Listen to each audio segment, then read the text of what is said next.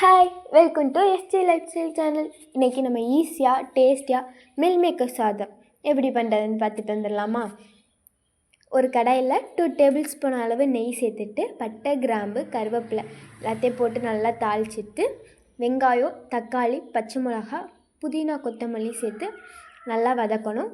வதங்கிறதுக்காண்டி ஒரு பிஞ்ச் அளவு உப்பு சேர்த்து நல்லா வதக்கிக்கோங்க. அதுக்கப்புறம் இஞ்சி பூண்டு விழுது கொஞ்சோண்டு சேர்த்துக்கோங்க.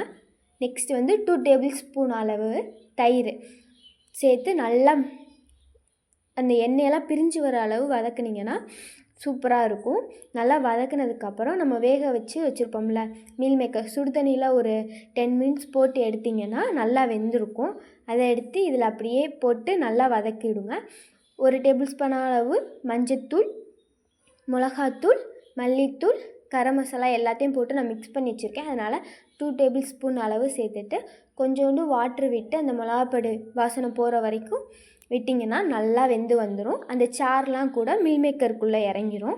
அதுக்கப்புறம் நீங்கள் வேக வச்ச சாதம் வச்சுருந்தீங்கன்னா அதை எடுத்து ஒரு 2 கரண்டி அளவு போட்டு நல்லா கிண்டி எடுத்திங்கன்னா சுட சுட ருசியான மீல் மேக்கர் சாதம் ரெடி.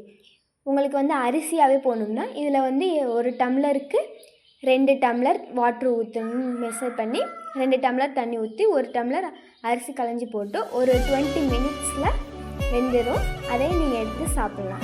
வேறு லெவலில் இருக்கும். ட்ரை பண்ணி பாருங்கள். இந்த வீடியோ பிடிச்சிச்சுன்னா சப்ஸ்கிரைப் பண்ணி லைக் பண்ணிக்கோங்க.